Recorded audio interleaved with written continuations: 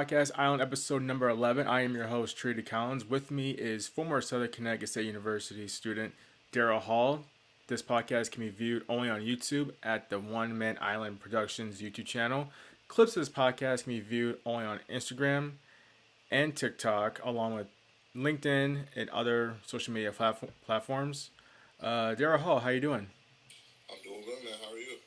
I'm doing swell. Just moved back from. So I moved back home. Originally was in Baltimore, Maryland for about 3 years. And now moved back here. Financial reasons. Moved back here. Mm-hmm. Other than that, today's topic is on 80s and 90s. Now I was born in 1998, but I never really lived through the 90s or 80s. Mm-hmm. What year were you born? I was fortunately born in 1994, so I got the tail end of the mid 90s to 2000s. Yeah, and the reason why I broached this question is because I remember on social media I was browsing through. It was a clip of some wrestlers from the late '90s, Shawn Michaels and Triple H. I'm not sure if you're a wrestling fan, but those were like Yes, the I am. two. Oh, you're a I'm a wrestling big fan. fan. All right, awesome. I remember like watching that kind of like video as a meme, and someone said, life was a lot better when people used to do some those crotch chops, the D Generation X stuff. And that was that was like the late '90s, but even back then, people would say, "Oh, the '80s was better, the '90s was better, all that stuff." I wouldn't know about it because I was born in the late '90s and early 2000s. But based on what 'cause I remember telling this to you about a week and a half ago, Yeah. and I started like going through some things, all that stuff. And I'm trying to think for the people who say that because they're clearly probably were born in the mid '80s, maybe during the '90s. Do you think when they say that there's a level of nostalgia to it, or do you think that maybe they are just saying that because maybe today's generation is probably just not what they like as far as like how social media operates, how people react to certain things? Do you think that's the case? I think it's a little bit of both, if I'm being honest. When you first bring it up, it's always nostalgia in there because it brings us back to the happy places that we were in. I can only speak to the 90s because that's the time that I know. Obviously, it was different, and on the subject to this generation, I can't halfway blame them for something that they couldn't control. Like, we grew up in the technology age. Right. It grew with us. Like you said, you were born in 98, right? Yep. So a lot of people don't know. Whoever was born in 98, you are the same age as the internet. The World Wide Web, the WWW that people know in the title line, it came out in 98. So people don't think about it that way when we talk about the internet. Like, I'm older than the internet, which is crazy to say, but it's the truth. Like, it hasn't been around for long, but look how fast it's come in that short amount of time. So these kids are just adapting as they go along with stuff that out of their control. They're just getting pushed things that they see adults do, but also what's being put in their face. So it did change a lot of things that we were able to do in the 90s. So it opens up a different amount of problems. So when it comes to nostalgia, there's other things that we didn't have to deal with when it came to that. But, I can't say that it's horrible. It depends on how you raise your children too, which is a different conversation for a different day. Yeah, that's true. But if you raise them with the same ideals that we had, I see no difference.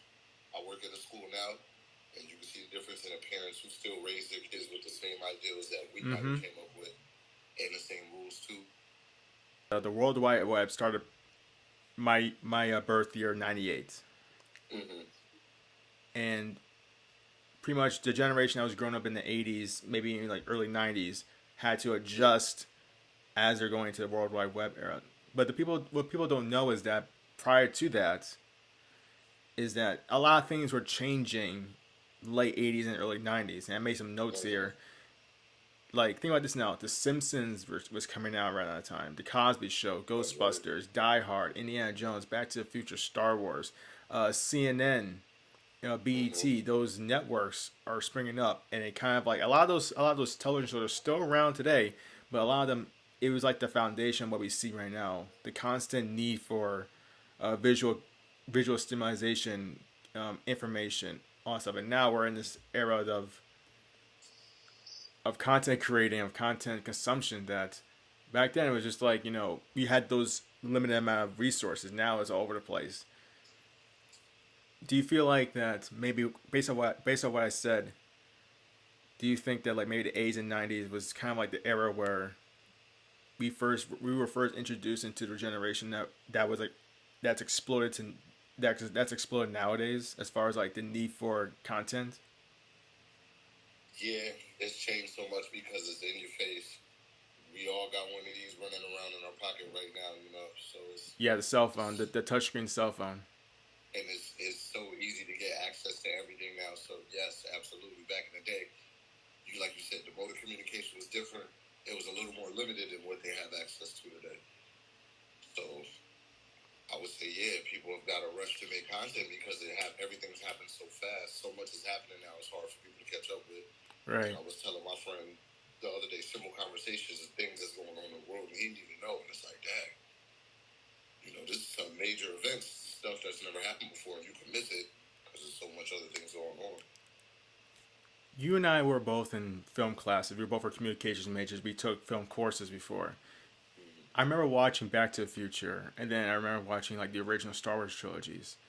And this is like the movie aspect of old films. Back then, I feel like back then movies were a lot.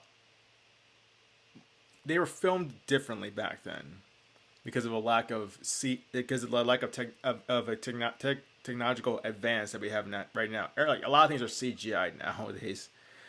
If you have a green screen, if you have people who are very talented, you can make a lot of things look lot more better, bolder, much more extravagant than you ever were before.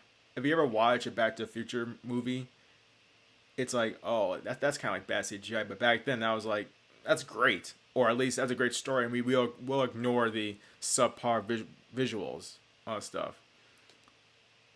The question I have for you is this: do you think that maybe the level of care for movies nowadays isn't the same as they were back then because of the limited resources they had back then? Because remember, Star Wars they couldn't CGI a big truck.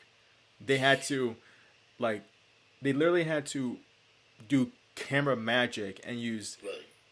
toy trucks and just able to like use control and be able to maneuver it in a way that looks big. They had to do a lot of camera magic. Do you think the level of care and attention and maybe the need for real life aspect, like making sure everything looks perfect and make sure that we our focus and everything is a little died down nowadays because of CGI and computer generated and the need to make everything a little faster?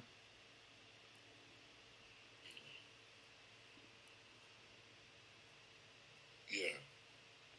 In the aspect of everything was more raw back then. Like you said, it took more time to have to use your imagination and Right. recreate that stuff because you had to go in a different mode to be like, all right, we don't have these things. We can't just make it up and create it in a system. It didn't exist. So we have to use the resources that we have. We could excuse some of that stuff, but again, it looked amazing to the people at the time because you Mm-hmm. didn't know any better. 2 years later, we could go look at stuff right now, movies right now. When you go back and look at the camera work, you'd be like, wow. When it comes to like things not even of science fiction or where you didn't need the CGI, it was still different then because they couldn't generate a lot of that stuff or just put a Right. green screen there and fill in where they can. They had to put real people in there. They had to train real actors to go do that. Um, go get extra people to fill in. So it was a different thing. You were running on film back then. We have the option to go on our SD card and just press the delete. Yeah, digital film. Back then it Exactly. was real film. Exactly. So you had to do what you had to do because we can't waste time and we can't waste this film. Same with the music back then. It was on reels. We have to pay for that, guys. We can't just hit delete and then go back. It didn't exist. So they had to come up with better ways and be more in depth about it because they know we're only working with us so much. We can't keep messing up because we gotta keep buying these materials. So I think yes. You know what's crazy is that I remember watching the Star Wars film and like I was just thinking to myself in that film, Princess Leia is very outgoing. She's very independent, and she didn't really want to be tied down to the gender norms of you're a princess. You should like shouldn't be in the frontier of the battle. But no, she's pretty much leading the charge, leading the meetings, and helping you know to blow up the Death Star in like the in A New Hope. I'm thinking to myself, if that movie was made nowadays, you'll have a lot of people getting mad, like, oh, forced feminism, all that stuff. And I'm thinking to myself, it's crazy. It's like a lot of stuff that we've seen that's more that people criticize nowadays, saying, "Oh, it's all over the place." There was little, again, I mentioned it before, foundations Mm-hmm. built beforehand. Like even before, even not just in movies, but in music. Like let's Yes. like the NWA and Michael Jackson. A lot of like different bands or different like networks for like streamlining like a new way of telling stories or a new way of singing. And back then it Mm-hmm. was like frowned upon, and now it's embraced. But even then, it's still criticized. Mm-hmm. I guess the question I have for you is like, when people say that 80s or 90s are better, do you think they're maybe the miss the point that maybe it's not as different as it is now? I guess on like the surface part, maybe if you look deep down, it's always been there. Just that like because we have social media, because like the face value has shifted oftentimes, maybe that gets a little distorted in how we view things. Mm.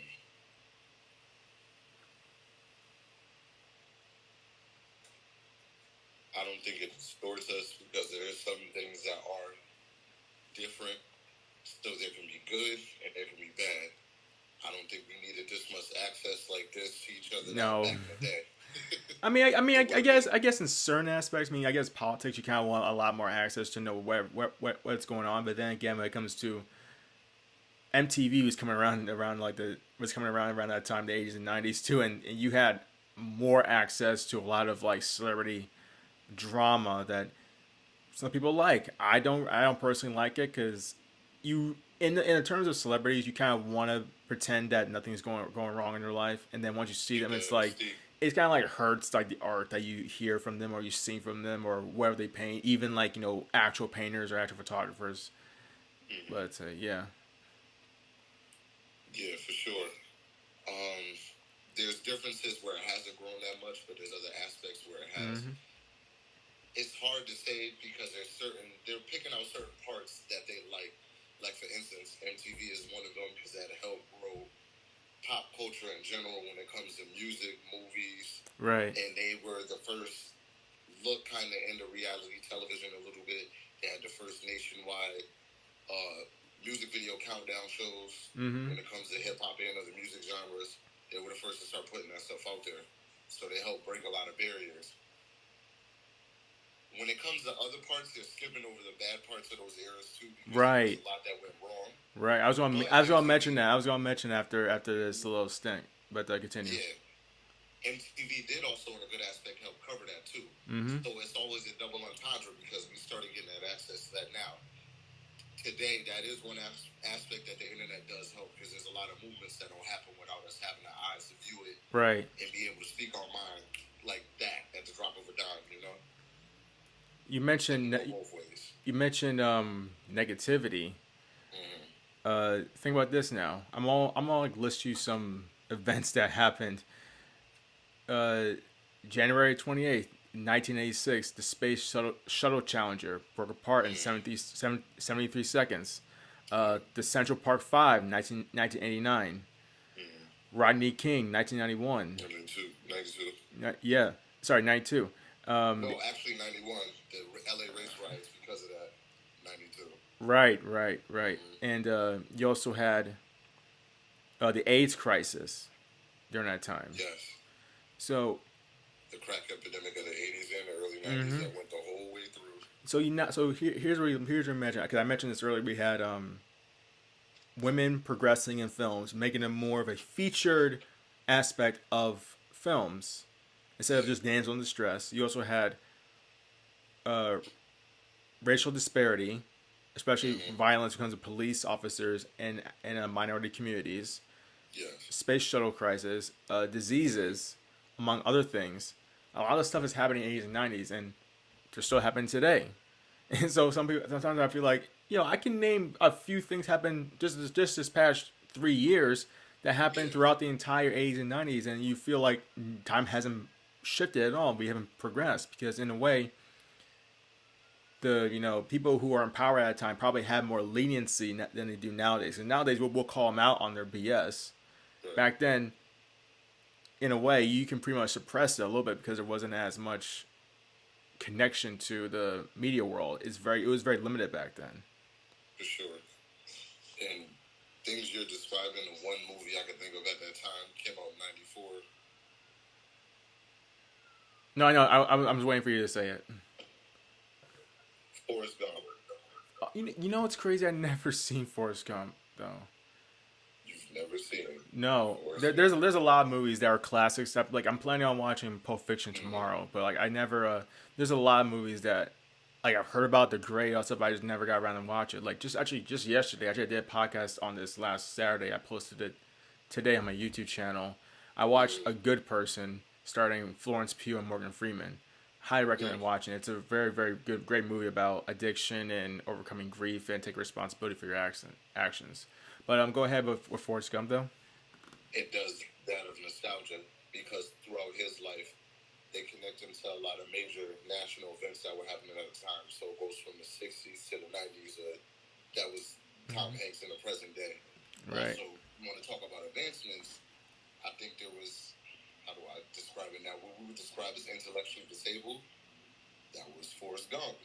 At the time, we probably didn't realize, you know, that. And in the end of the movie, they speak to the HIV crisis. And there's a list of events. Super story. He played football at Alabama. He was here for like the race riots. They put him in there. They put him through the water crisis. There's so many lists of events that happened within the movie. He was in the Vietnam War. His best friend was black. It's a lot of things that go down the list of. He's from the South.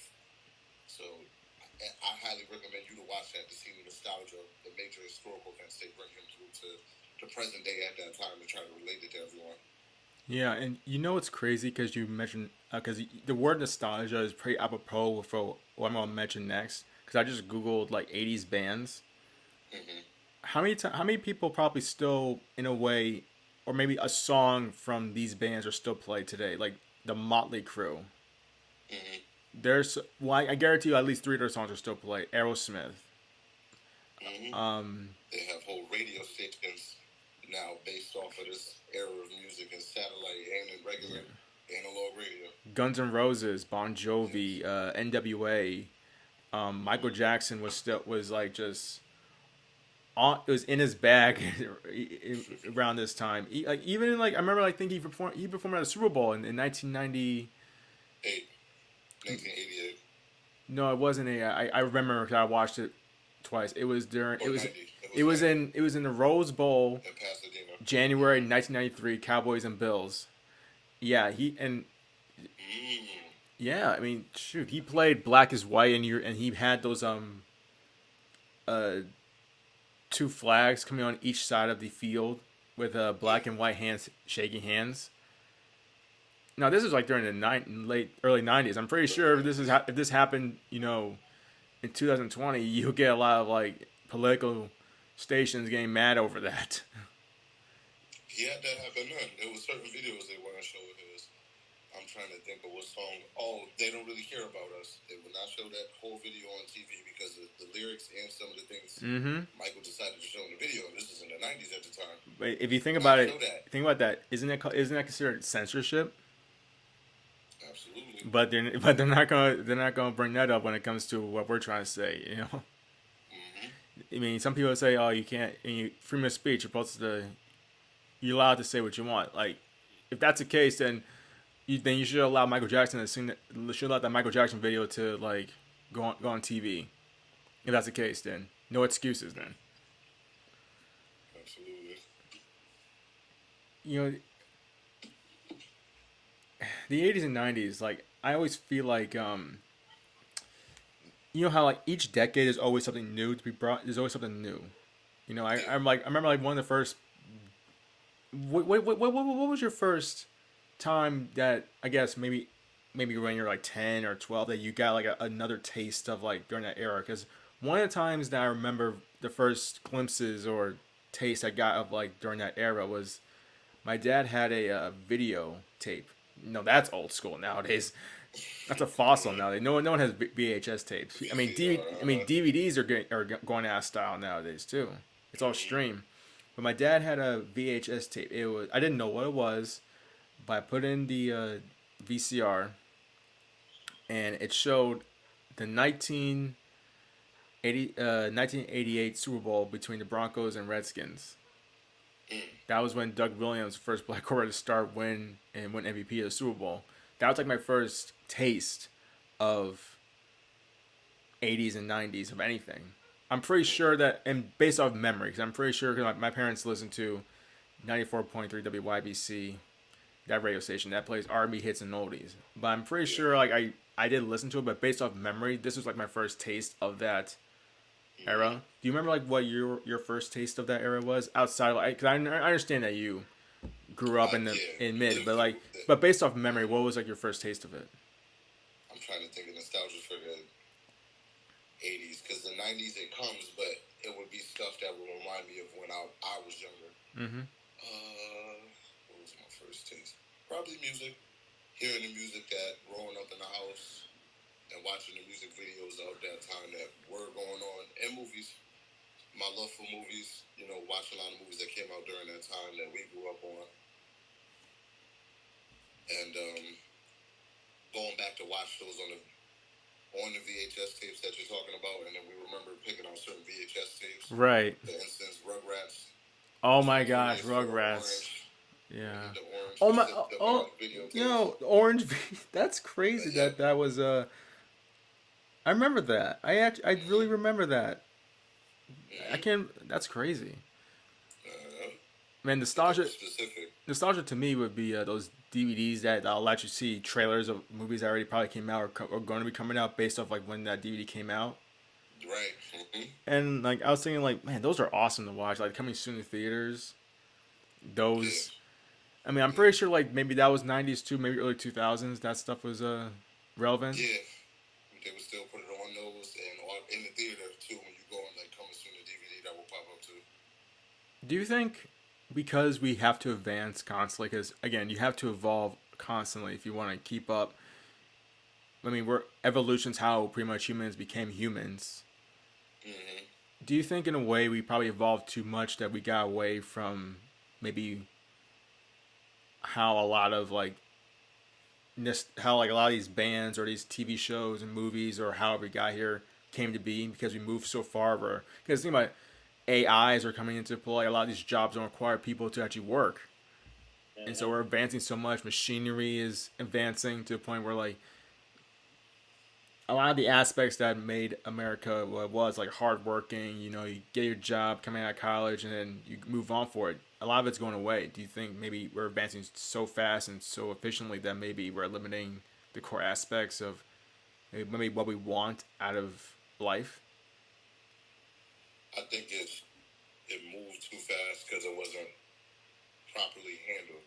That's true, yeah. Everybody didn't have the access to everything at first yet, so it's a mess, basically. There's so many things that you can speak to when it comes to that. But it just, for me, it moved too fast because it was going to happen. Things change. But they could have took some things and put focus in other areas that would have helped out and took the time on letting certain things advance. Because I think certain things did advance too fast, like with the whole AI thing, or like get better control around that because there's a lot of things about that are ruining the world, and that's not helping. That could soon make things very worse. Because you and I have worked in Southern Connecticut's television studio. I've worked in other studios before, and the ones I've worked in, people held the camera. Nowadays, you have machines that move the camera around, so you eliminate that aspect of like a freaking minimum wage or a little bit more of a minimum wage job of holding a camera. Right. It's amazing how we want to keep kind of like our status of like this first world advanced country, but in a way we're kind of like eliminating aspects that helped a lot of people at least keep the lights on. We're eliminating jobs. It's like, well, you gotta. Oh, was that a car outside your? Yeah, my bad. I'm about to say, like, sure, that reminds me of when I was in Baltimore, here on the dirt bikes, all that stuff. I'm saying, it's like, it's amazing how we want to keep advancing, but then again, people keep inventing new devices, new ways of cleaning, new ways of buying homes, or new ways of a lot of things. That's kind of like hurting a lot of markets, hurting a lot of people that are trying to at least keep a job. Layoffs are happening. ESPN lays off people pretty much like every year. I don't know. To me, it just feels like each year we're kind of like eliminating aspects of like humanity. Is that probably a word to use? Maybe. Absolutely. It's happening so fast that it's affecting other areas of humanity that aren't the same as they used to be, like how parents complain about or will complain about not seeing kids outside that much anymore, Oh or my god, yeah. different That's family not a thing activities. So anymore. yeah, but a lot of it became this. Like it's all on what we're sitting on right now. Live It just made it streaming, easier to Twitch like do this. streaming. Yeah, like imagine that during COVID, friends had to do this. This is something we never had to do. We go No. see each other outside. Yeah. I didn't get one of these till I was probably like 11, 12 years old. Oh really? Yeah. You got your first iPhone when you're 11, 12 years old? Well, no, this didn't exist when I was 11 and 12. You Oh. remember the iPhone didn't come out till I was 13. Okay. That also tells you how old I am, but like, this didn't exist yet. It was regular cell phones at the time. Those were advancing too, but my grandparents didn't allow us to have them. So to go to see my friends, we had to go knock on the door to each other. Once technology advanced and we have computers, we still communicate. But again, it just, a lot of these things that advanced it to where a lot of that's not happening no more.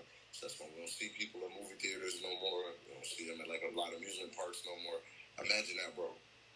Later on in our lifetime, that may be something that doesn't exist.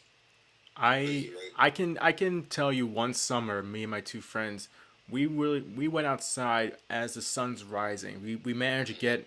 I think our parents woke up early and they made us breakfast, so we literally went outside pretty much as the sun's as rising, and we stayed outside all the way until probably noon or one p.m. We went back inside, ate lunch, went back outside, and Exactly. hung out until pretty much we went back inside around like maybe let's say 5 or 6 p.m. to eat dinner. Then went back outside till like 11 o'clock. To our parents told us we go Yeah, inside. Yeah, come go back sleep. inside. They had to beg us to come inside, but we tried to. We worked. We exhausted every second, minute, hours out of that day, Mm-hmm. and we would find That's real. we'll ride our bikes. We'll vent games. I remember one time they were building their new garage, and we'll walk around the foundation. It was like concrete and dirt. We'll pretend we're like stormtroopers or like in that pods during a new hope, just walking around the thing. Mm-hmm. It was like nostalgic because like all we did was just sit outside. We'll talk about nonsense, but that was just like that was our life. The same thing I would do with my friends all day. Mm-hmm. We didn't have certain things, so when we meet up, like you said, we will figure it out. We'll come up with something and keep our minds busy. And that's the part of like when reason why we parents probably encourage their kids to play sports. It gives them a reason to go outside and mingle, because Mm-hmm. once you exhaust yourself, you have no reason to like you have no reason to bother them at 8 p.m. because you're exhausted.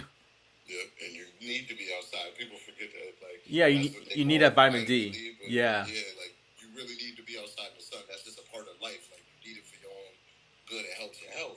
So that's another thing they were teaching. They didn't say that they were doing that for us, but that's a part of it too. Like these kids are gonna have those deficiencies because they're not doing a lot of that anymore. And you kind of need to be outside for a certain amount of time. It keeps you active, keeps you moving. You know how many children, unfortunately, that go to my school now that are diabetic at this yeah, very young age. yeah. Sad to see. It's very scary though, because Mm-hmm. they asked like I don't know how to lose weight. I was like, well, first of all, well for one, it's easy to gain weight, but Right. it's actually way more simpler than you think to lose weight. You just gotta be able to have so easy, but you have to eliminate the negativity in the fridge, and you just gotta like go Mm-hmm. outside and just exhaust But that yourself. that's even changed in the last couple of years too. How they're genetically modifying that. That's true A lot of too. the foods is not becoming real either because of finding ways to make it easier to make it. Yeah, It's crazy. the foods nowadays is crazy. Mm-hmm. I think my next question for you is this: do you think the world is more sensitive nowadays than they were in the 80s and 90s? Because I can pretty much say for certain that a lot of the movies back then cannot be made nowadays. Oh, absolutely not. I don't even think. Imagine if they tried to make Forrest Gump today. When you watch it and you see what I mean, Mm-hmm. you'll understand that after. But for movies, you probably did see. I was watching The Waterboy yesterday. Yeah, There's Waterboy. no way.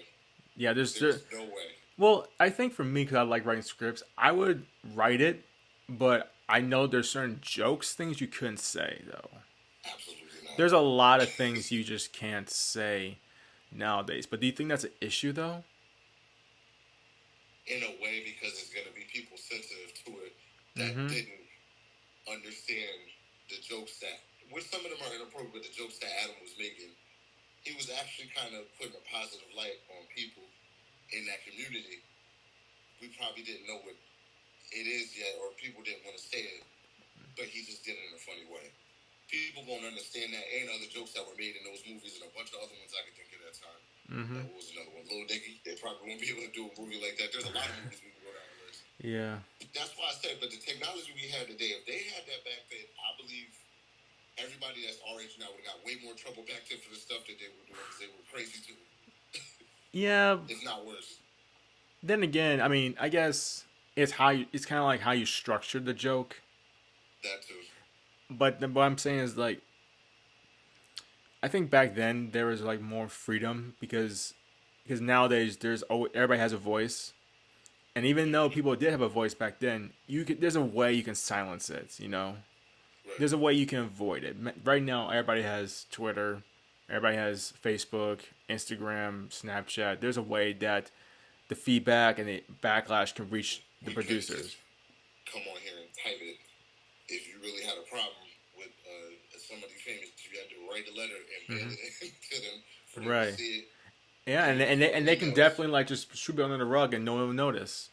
Exactly. And now it's because it's on the internet, it stays out there. Oh, forever. The digital footprint doesn't go a lot of places, and I hope everybody gets that message from both of us. You got to be careful on here because it stays. Yeah, but then again, like the sensitivity has done a service though. I've always said there's always a positive and negative with everything. And to a degree, with the positives, it kind of like holds a lot of people accountable for how you structure your words. Because if Absolutely. you're gonna say, oh, words don't mean anything, then I'll say this: if words don't mean anything, and it's like words shouldn't hurt you, then I should be able to say anything I want about your mother, and you shouldn't do anything about it. Then, because think about this: if I called your mother all these derogatory, misogynistic words, Mm, you're not gonna have anything to say about that. You're not gonna feel any type of way about that. absolutely, I will. Yeah, but I was like, listen, It's a natural reaction. exactly. It's like, but then again, I'll say this: then you just contradicted what you just said. Then, because Mm, in the way, and at the end of the day, what I said got you to feel a certain way. If a motivational speech can motivate you to run through a brick wall, then I'm pretty sure negative words can affect you in some type of way. of course it can. For some people, it won't be any because sometimes people have strong control over themselves. But then again, I wouldn't try that with everybody though. True. But that's the double-edged sword of it all.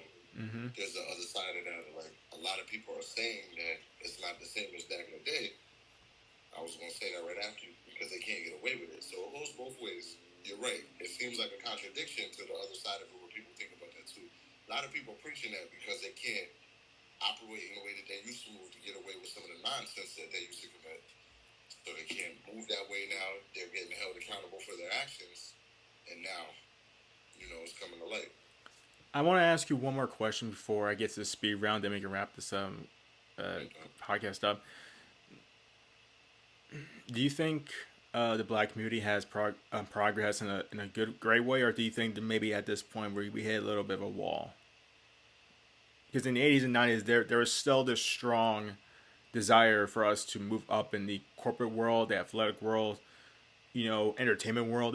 There is this strong need for that, and nowadays you have more people that look like us that are, CEOs, entertainment millionaires, athletic, greatest of all time players, LeBron James, Cam Newton was my guy back then when he was in his prime. My point is like, do you think that we've pretty much are? Do you think we hit probably the peak of our progress towards where we want, or do you think we hit it, or do you think we're still rising? Do you think we might have hit a wall at this point, based off like your perspective? Mm, I'll say this. When it comes to that, in every decade, they're going to find a way to put the blockades there Yeah. to try and keep our people from advancing. Mm-hmm. It's only going to go up in certain areas and aspects. We just got to hold ourselves accountable to keep pushing that narrative, Mm-hmm. to have the examples of the people you just spoke about. because it was always there when it comes to American history for sure. African history as well, but American history for sure. We were always there. We were always innovative no matter what. Right. Back in the day, they didn't have the access to put that information out there, nor could we gain it because they found ways to hide it better. This is one of the benefits of the way we can go today. We can type that in, look it up, make sure the sources are good sources cited, and then move about how you want to move about with the information. But now you know that we were always there to be that innovative. I feel like it can go up, and there's going to be positions where you're going to see it go up, but there's going to be those obstacles that find their way to bring it back down no matter what. Like we had spoke about, I think that was on the last podcast, you know, the ebbs and flows of like almost telling a story. Same idea. Yeah. Yeah. It's like they're going to find ways to try and hold us back to keep that from happening. So, yes, we hit a wall right now, but this is where we figure out we've seen this before. Yeah. We've seen them try to do this to us in other ways. How do we find our way to make it through the wall, which is kind of crazy. I don't know if to say over, but to get past this obstacle to keep ourselves advancing, because this is where they're going to try and use that against us to keep turning us on each other and finding other ways to just keep us from being in those spots. But the people who are pushing through and becoming those great individuals that inspire us, they're also pushing boundaries to try and keep that from happening, which is a sensitivity which you were speaking about. Like they're using that to their advantage and trying to find ways to help us. If we keep up on a certain level and put more people through, we can use that. As long as we're using this world to our advantage and doing the right thing with it, I believe we can push through. But we're hitting the wall right now for sure because we have made a huge advancement years ago. Mm-hmm. So of course, when we go up, they're going to find a way to try and bring us back down slowly to keep us from. And not only that, or to keep us distracted. I think because I've always felt like this is my issue. I'm a big overthinker. I've always felt like sometimes nowadays, because the whole point of even the 60s or 70s and 80s and 90s was vote, get to the polls, get to the polls as early as you can, just do whatever it takes. And nowadays you have some people in the black community are probably saying, what's the point of voting, you know?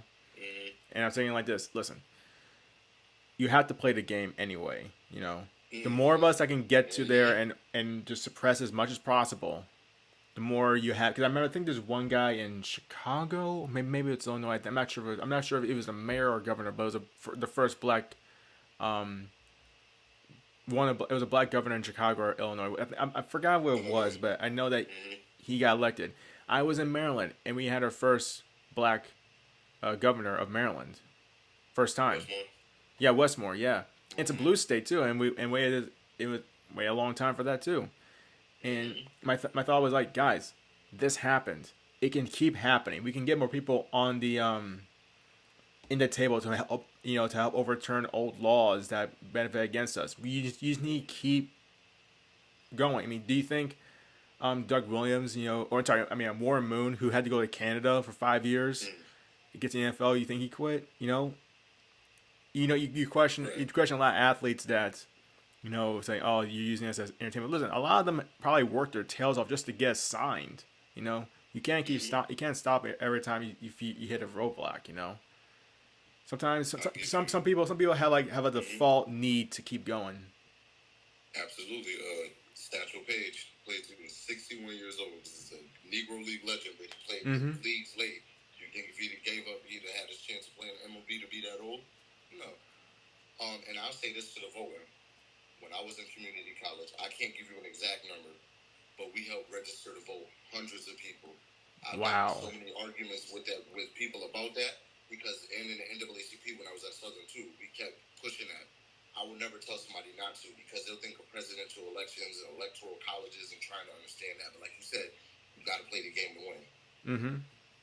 People don't realize what funding does for campaigns, and if you help fund their campaign, that'll give them operative reason to be like, hey, you promised us this, we're funding your campaign, give it to us. But outside of that, voting does help.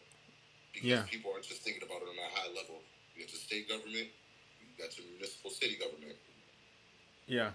Me example, my boss will be a superintendent of schools who votes that in. If you got a problem with how your kids are learning or how the school system's being held, that's one. You don't like the police force and the chief of police and how he's letting his workers treat our people, Mm-hmm. who do we vote in? Mm-hmm. You know, It's a like game. I've It's a seen game of speed inches. run. It's a game of inches. Exactly. But that game of small inches that people don't realize are like on a large scale level, it's going to take some time to get there. Yeah. But on, like you said, the governor, on your state governor and your city government level, your city council members who go out there and represent your neighborhood. My mentor used to tell us that all the time. People in his neighborhood that would complain about how the streets not being paved, and they went back and told them, that's because y'all don't vote. You got to It was that communicate. simple. You have to communicate and vote. Exactly. And they're never going to know or have a reason to know if you guys are going, if we don't go out there and put the word out or go out and vote. So I'm never a proponent of that because I go vote every year. Mm-hmm. And people don't realize that know which year is like where I think, what is it this year? No, not our governor, our mayor from, I live in New Haven. It's the year to vote for our mayor. Mm-hmm. So it's like people ain't going to realize that or know to go like, yo, you got to go out and vote. You got to research and do this research. That was my main thing too, research on your own.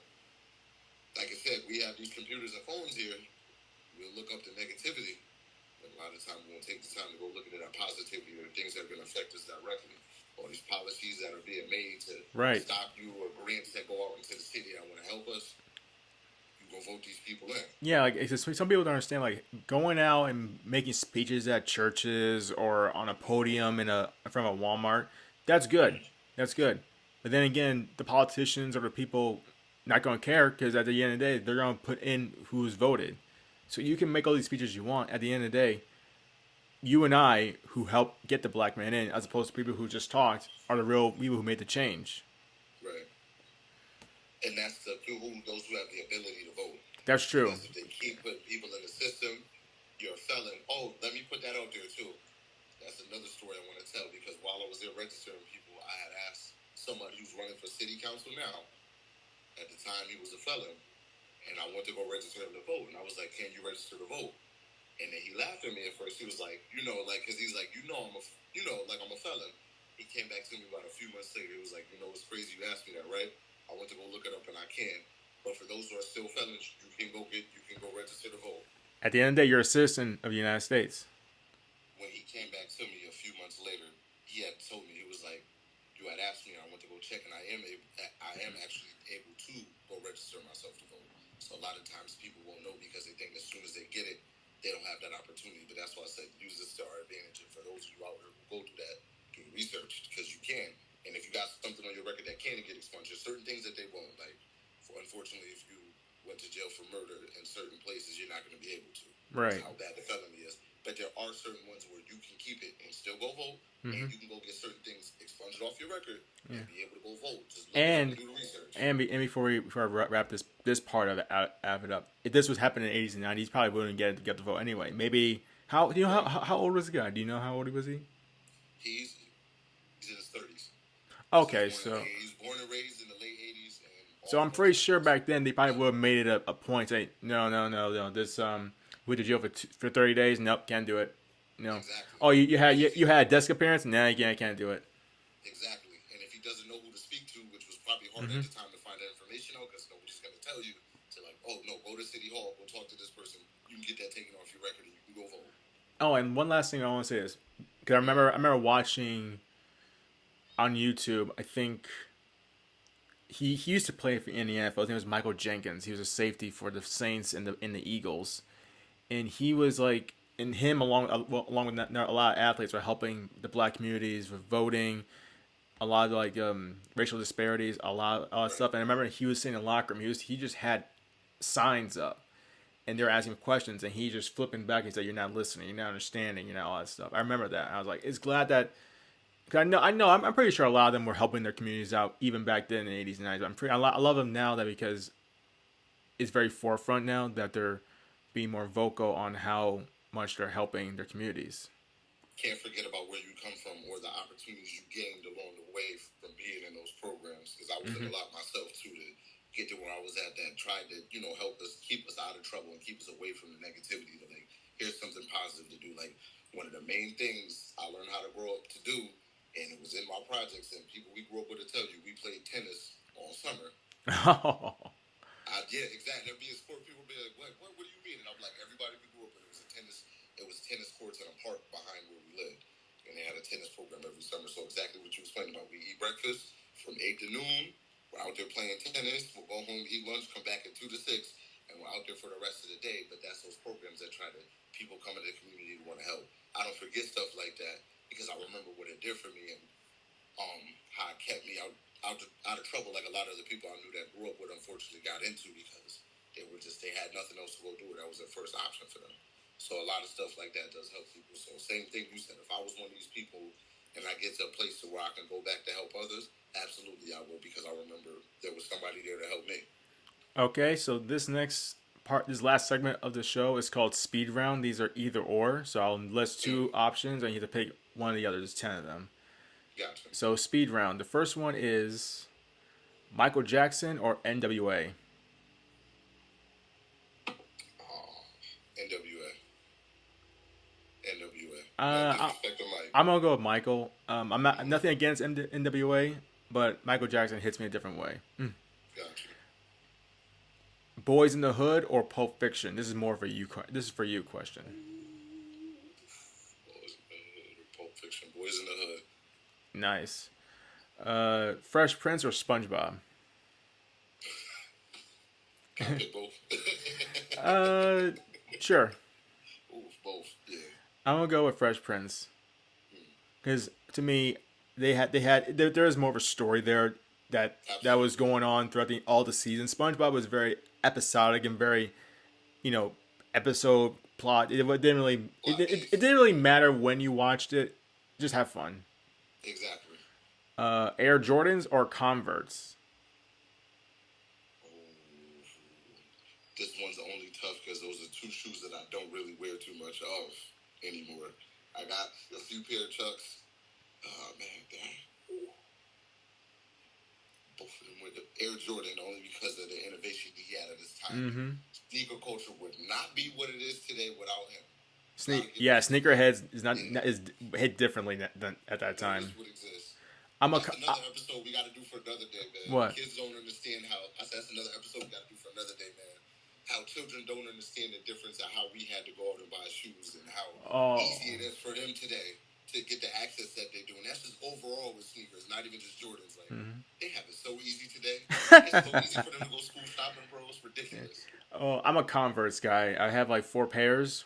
One was given to me because I did a photo shoot for a friend and I was making a portfolio. Yeah. And the other 3 I bought. So it was white, gray, red, and I think it's blue. So these are just the regular All-Stars? You talking about? Like no, these are the ankle ones. These aren't the All-Star, but I want the All-Star ones. Okay. I really want those. Those look cool. All right, next one is I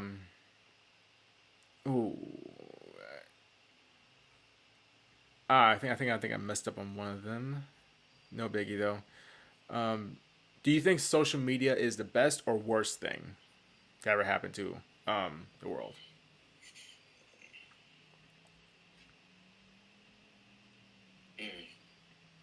I'll say good in the aspect because we're able to get the access to see, everything that's going on now. And a lot of movements that are happening today would not exist. So I'll take the high road with that one and say good. It was good. I would say good because even though there are negatives to it, which is dark web, a lot of that stuff. But if it wasn't for social media, we probably would never ever seen what happened to George Floyd. Exactly. There's a lot of things that we probably would never see without, at least one person recording it. So it's a silver line to everything. I always say that. Absolutely. Burger King or Starbucks? Burger King. I've never been to Starbucks, but I haven't been to Burger King. Well, I have been to Burger King. I haven't been there since I was maybe in middle school, but I'll take Burger King. You never had Starbucks on campus? No, Funny story. I think it was July 21st. Yeah. Maybe we left Baltimore, Maryland at 11 p.m. to drive back to Middletown, Connecticut, where I'm from. And it says it's a 5-hour drive. Halfway there, we hit a pit stop. I had my first coffee at Burger King. You don't drink coffee? No, but I did. But I had my first, cup of coffee at Starbucks. No, not at Starbucks. At Burger King. At 1 a.m. At 1 a.m. Did you like it or not? Nah, I didn't like it. I Okay, I was like, maybe it's just Burger King, but I don't know how people drink coffee. Because I had it, I was I like, was it tastes like I was eating like burnt water. I was gonna say this is the same for me. I can't drink coffee, but everybody always asks something like the taste. I've tried it and everything people would think of Burger King style, Starbucks style, all the extra. It's the taste. I mean, That's all I'll say. I I don't had know how to friends. describe it. What you just said is kind of what it is. It's like, but it's just it don't taste good. I don't care what you put in it. It don't taste good. I've had friends walk into track practice and drinking coffee. I remember like walking Mm-hmm. to class and like Friends, some of my bro. teammates just having coffee, Yes, wearing sweatpants and a sweatshirt. exactly. But bro, I've had everybody try to give it to me. I'm like, fam, I can't hot ice. It's isn't good. One of my friends, she asked me, do you want some coffee? And I said, no, I don't drink coffee. And she's like, what kind of life do you live? I was like, what do you mean? What kind of life do I live? I live a life without coffee. Exactly. I used to do that to people too. What do you drink if you need energy? I'm like, there's tea, guys. There's other things I that just get exist. sleep. Like, I just sleep yeah, extra time. When I know I'm gonna have a long day tomorrow, I get to bed early. you know, Trinity, you had a lot of, well, how do I use this? You had better regimen than a lot of us did in college. You gotta remember that. You weren't up to some of the activities that we were doing. No, I wasn't. Running around. I You're wasn't. supposed to be I responsible. wasn't plotting. I was not plotting. But you were much more responsible than us. I'm trying to give you the credit there. You gotta remember how much more You know responsible how you were. responsible I was. I had my own place at junior year of college, and I only one person. No, like only three people visited my place, and you were one of the three. Right, right. Other than that, no But one that's what else I'm saying. visited. Look at that. You had your own place. Most of us were still living on campus at home. So, No, a lot of people would abuse their own place. They'll like say, "Hey, I'm gonna bring my girls over, bring my side chicks, or bring my friends over. We're on Twitch stream all that stuff. We're gonna do all that stuff." And I'm like, dude, I have my own place. I'm gonna enjoy it. I'm gonna like use it as my. exactly. I'm gonna sleep, and enjoy the peace and quiet. I'm Mm-hmm. away from campus. I'm away from all the people. I'm away from people that literally had freshman year. I swear there are like three fire trucks that came to our campus because some woman or young lady left their curling iron on. And I'm like, for God's sakes, take the thing, unplug the damn thing. People would think, what's the funny one that happened? Somebody put dry noodles in the microwave, and I'll just leave that one for you right there. In one of the freshman doors. Exactly. Was it Exactly. what hall were you in? I didn't come. I transferred in. Oh, So okay, okay, when I came, I was always in North. It was the mid-rise and the townhouses. okay. Because I Neff knew Hall. friends that lived in the other halls, and then one of my exes was an RA in one of the um, underclassmen dorms. So being as she was, I used to spend a lot of time down there. That's where a lot of me being around these tourists came from. Yeah, So I I'm remember one in time. at night and fire alarm going off. It happened at like 1 a.m. or something. I got up. I was like, it better be a legit fire, or else I'm gonna be very very pissed. I was in a deep sleep, having a nice ass dream. Exactly. It never is. It never is. It's No. never real fire. All right, so what do you think? This is a very sensitive topic. What do you think was more important for us to need to speak out as far as the black community? Was it the Rodney King incident or the George Floyd incident? What do you think was more important for like the black community to want to force a change or for us to speak out more? You don't get a George Floyd without a Rodney King. That's right. Just a chronological thing, so it's kind of you got to give it to that one because that doesn't happen without that. Because that was the first example of what later happened later on, where you had it in one city. Now, and the news did help put that out there for a few other cities, but what Georgia did was something different on a whole nother level. You had the whole world watching. So, but you don't get George without what they did for Rodney when he had his incident, and he was able to live with his. Unfortunately, George lost his life. So, Yeah. R.I.P. All right, we got two To more. both. We got two more. The wardrobe in today's culture or the wardrobe in the 80s and 90s. Well, Because I think the wardrobe back then was a lot more clean and slick. You know, as far as like the design and the fabric. You know, it came I out was very gonna it came say- out very very slick. I was going to say 80s and 90s. So much nostalgia is popping up, and I love shoes, so that goes into clothes. All of our sneakers are from where? The 80s and 90s. Yeah. We just keep making them and wearing them over. People love Jordans. All his shoes that people love were made in the 80s and the 90s. So it's the 80s and 90s, of course, because we just keep remaking it and emulating it in different ways. We may add different styles to it. We may cut it different, like you said. They they may add certain things and make it look new.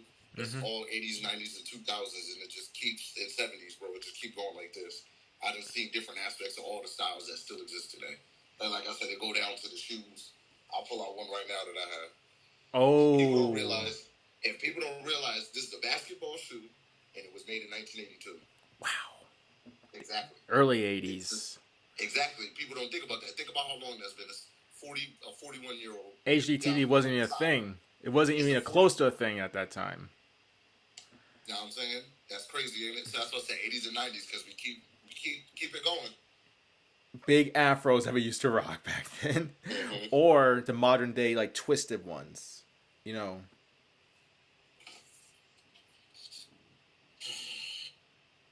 The fros from the 60s and 70s. It started as a movement. That was.